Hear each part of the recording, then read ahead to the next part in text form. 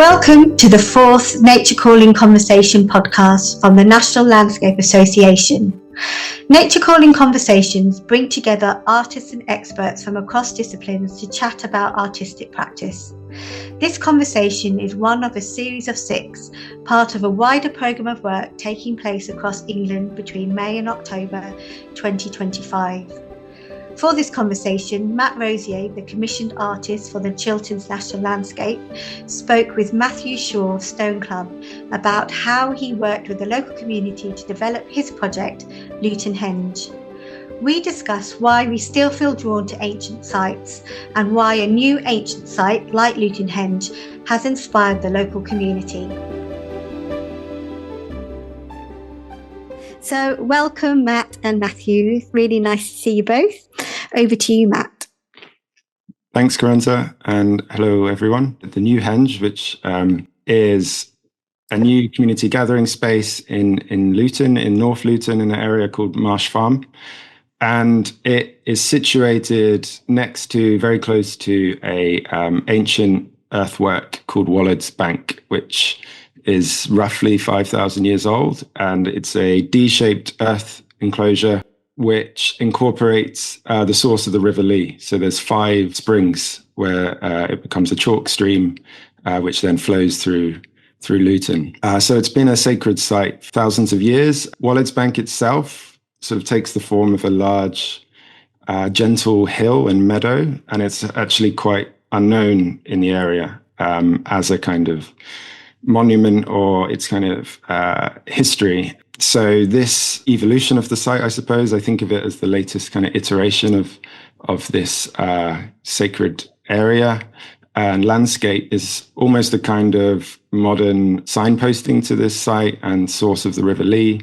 It is formed of a chalk stone circle comprising 8 stones, which are made of clunch stone, which is a harder form of chalk, which kind of holds together because it's full of other minerals and fossils. So it's a really rare type of stone that's just from a few miles away from here. And we got the last ever stones from this quarry, Tottenham Quarry, which had been quarried for, again, thousands of years and is now a wildlife reserve.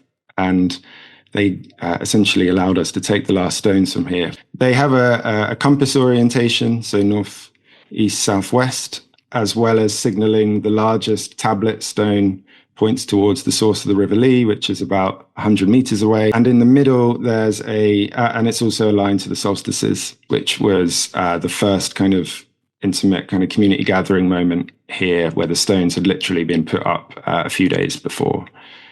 And in the middle of the space is a hammered chalk center circle.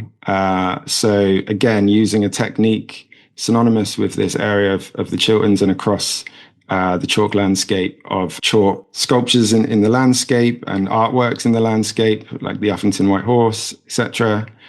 So for that, hundreds of hours went into of community volunteers hammering in that chalk center circle and this ceremonial path, which kind of cuts through the BMX landscape, which we sort of thought of as a ready-made earthwork. It remains open as a BMX track, which is kind of fun. So you have now this mixture of BMXers and then also now people gathering in the center. We hosted a festival there. So that was its intention. That was the kind of end point of this stage of the artwork, I suppose, of this moment where people come together for a community festival in this space. It's used as an amphitheater, but things take place. It was quite an eccentric mixture of activity, but all very related to local community, which here in Luton's one of the most multicultural towns in Britain. And that was very much reflected in this day of all kinds of different events and activities coming here that you wouldn't necessarily usually associate with these kind of sites across the country, which are normally very rural and have, much more related to kind of, I suppose, spiritual activities. It definitely feels like it's been there for like a millennia already. So it's incredible. Matthew, I just wondered if you wouldn't mind just giving a quick overview of what is Stone Club and what's the role of Stone Club?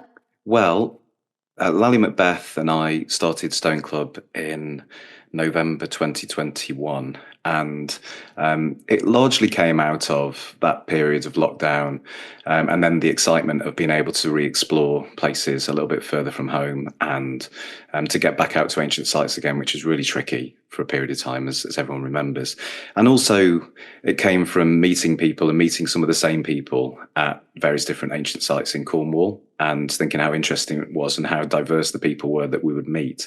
It wasn't just people that were going there because they were interested in the archaeology. It was everything from dog walkers to people that were there for spiritual reasons, people that just were local, and people that were just, on a long walk, perhaps.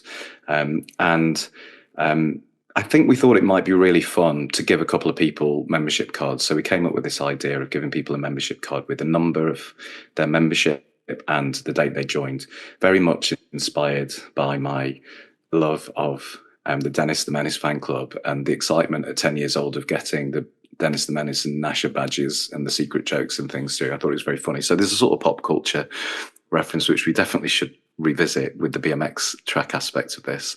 And so we did that. We gave it to a few friends, and a couple of people posted them up on Instagram. And then we were just we had this deluge of people saying, how do I get one? So we had to figure out how to do it.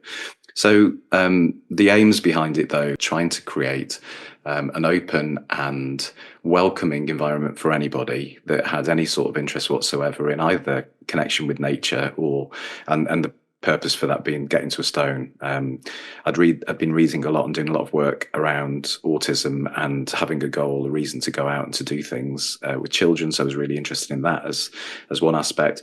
But I was also horrified, as I still am, at the level of division in the country and the world, and wanting to find ways that people could agree on something and not disagree immediately based on any sort of political or socio reason. And actually, if we could just agree that Stone Circle would be a cool place to go and have a conversation, that would sort of perhaps dissolve some of those things.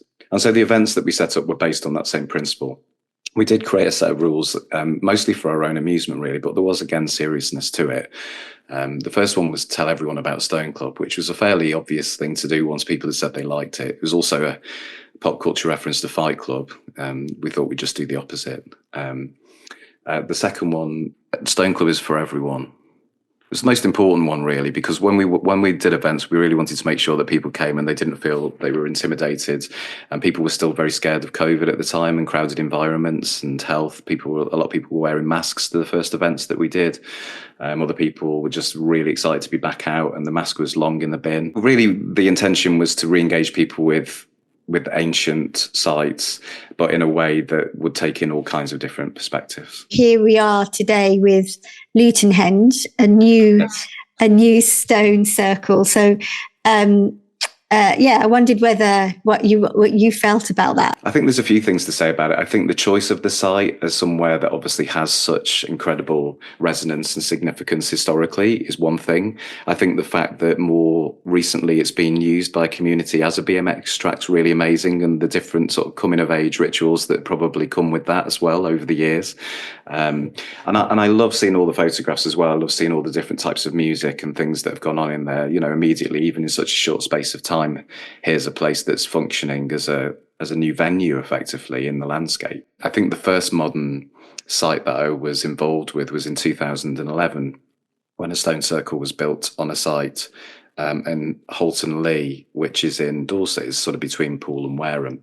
And it's a livability charity. So it's a place that offers respite for people that really need it, and very vulnerable people as well. Lots of trees and lots of attempts as well to return it more to sort of native tree habitat, and to remove some of the conifers that have been planted over time. What was most interesting was that about a month after the stones were put in place, and they were put in place originally because a perfumer his friend had died, and he was really interested in looking at this cycle of death, decay and renewal, and wanted to use something that sort of spoke to him about that, which was a growing interest at that time in ancient sites.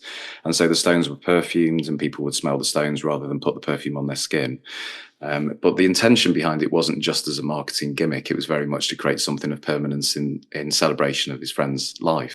But within a month, someone had had a hand fasting ceremony there. So a sort of non-Christian wedding or pagan celebration of wanting to be with another person for a year and a day or forever. And very quickly I saw that lots of people were using it as a site as well to observe the equinoxes or the solstices or ceremonies that they put together with the community. At the heart of the artwork was mirroring a process that happened thousands of years ago, where people came together from across a landscape to build a monument for gathering, for community. We will never know exactly why, but for some kind, it was important enough to put that much collective energy into something at a time where it would have been so hard to do that. And I think that feels quite rare and precious today. And I suppose it was finding, I suppose the stone circle, the henge, became a kind of way of kind of creating that moment and that coming together. That was, for me, what was at the heart of it. And I think then when I was here and I was working with Revolution Arts, who are based right here next to the henge site in a community centre, and when I would be talking to them, and always in my mind was the kind of mirroring of all of these different periods of time where it is about creating these spaces where people feel like they can come together in the landscape and whether it's commune, whether it's party, whatever. And I think that's really what we were trying to do here. And I think the festival was a beautiful sort of first kind of demonstration of that. But importantly, the actual building process itself and the sort of many hands being involved in that and feeling like there has been an actual kind of coming together, whether that's hammering chalk or whether that's helping create the charred wooden benches that surround the site. There's a sort of outer ring of benches made of local wood, and that kind of facilitation of people feeling like they can get involved with something, having no expertise, whether that's charring wood, sculpting, as well as then as leading these chalk packing days of people hammering in the chalk. And just the act of being involved like that and then seeing this space slowly emerge over time together, I feel like has created that sense of collective ownership and feeling like something's happened together, which feels, as I was saying, quite rare in this day and age. And I feel like there's a real deep desire for it. And I guess in the work I do, it's about creating those moments or situations. But actually what you're doing here is something that has no other purpose really than bringing community together. That's its number one reason for existing. And also that there's such a freedom to that because it's the community themselves that decide how the site will be used and how it's looked after and what will be its legacy in time to come. It is interesting how looking so far back is such a current interest for us all. Have you seen this progress? Has this changed in your own artwork, your own approach to work? Yeah, I think there's something which I guess in history books it will be clearer, but there's something around looking back in a progressive way at the moment, I think, of going pre-nationalism, pre-organized religion even, and seeing these kind of common forms and narratives in different continents all over the world appear, stone circles being one example of that. And I think there's this resurgent interest in that because I think there is this desire for a way of connecting over kind of borders, different cultural backgrounds, whatever it may be. I suppose my own personal interest actually came from, I did a residency in Japan in 2019, where what it showed me was there was this transference of culture, knowledge, care, ecological care as well, but most importantly, community around this ritual and this collection of buildings in and amongst a forest, which was felt so radical to me in that moment, where it was a moment of the environmental crisis was kind of at its most kind of vocal point there in a way. And I came back and sort of felt that I want to create spaces that respond to this landscape, not on such grandiose terms, but in small ways, try to impart that continuum, that feeling of wanting to care for an area of land over a long term, multi-generational, even whether that's chalk packing once a year, or whether it's people putting on a festival in this space once a year, or whatever, or people just hanging out, people BMXing there.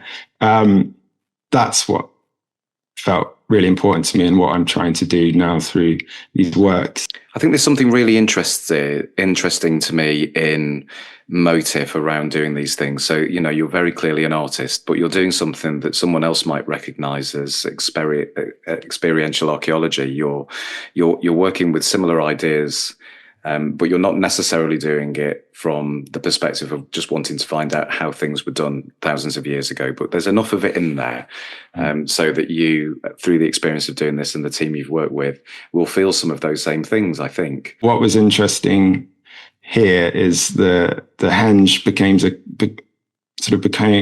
sort of little microcosm of that landscape. So it's formed from this BMX track kind of mounds, which are made of rubble from probably a local building, which in turn actually makes the most perfect substrate for a chalk grassland meadow, because it's nutrient poor. And then just below that, you have the actual chalk bed. So you have this kind of mini kind of chalk landscape in a way, and then we have these Tottenham stones within that, and the wood around it as well. So I think in a way it's become this kind of exchange between this much wider landscape and this very urban setting. And I think it meant we had these kind of situations where there would be people from working on different landscapes with all this embedded knowledge from the Chilterns, whether that's archaeological knowledge or ecological landscape management, lending their time and their expertise often to bring it into this space. And then at the same time, the community here really lending so much passion and kind of care, and then like a lot of creativity, especially in how the space has sort of come alive in the festival and thing. And I think that's, for me, a really special aspect of this project, and about, I guess, the program that wouldn't have been able to happen without it. And it feels like a kind of exchange point in a way, which I think is quite interesting. I'm just really interested, like, how people have been attracted to it, and who the people are that are sort of interested in it so far. Obviously, it's still really new as well, and I wonder how that will change over time. But I love the idea of an annual festival, for example. Mm-hmm. But I also love those slightly more informal gatherings, and also people that are just still using it as a BMX track too. Yeah, I think in particular, it's attracted a lot of people, like musicians or interested in music, artists, obviously, who kind of now see this space as one that can be used in a way which I guess evokes imagination, which this kind of space should and probably always did. But here it's on a scale where we also have this community center next to it. You have amazing facilities here and organizations to kind of make to allow those kind of possibilities, which probably wouldn't be so manageable in the middle of a more isolated landscape, let alone having this kind of community density immediately surrounding. I feel like that's very unique and very powerful. It's absolutely fascinating to be at this point in a new Stone Circle and Henge's life, isn't it? Because we can't know what happened in the Bronze Age and what happened in the Neolithic in quite the same way. It's fragmentary at best, but actually the way in which sites are adopted and used is so fascinating.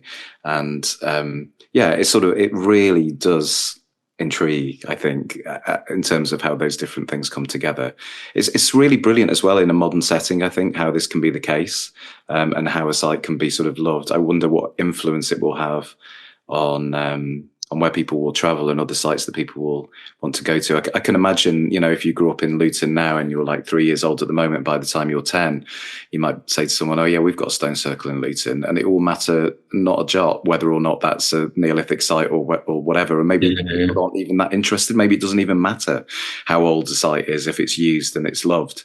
But I also think there's something really interested in how it's interpreted from here on in, because you've created something here as a project and as an artist.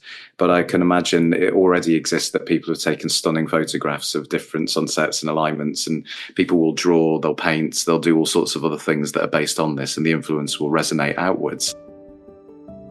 A huge thank you to Matt and Matthew. Join us for the next Nature Calling conversation with Instar, artist duo Trish Evans and Nick Humphreys, the commissioned artists for Lincolnshire Wolds National Landscape, talking about their project, Shelf Life.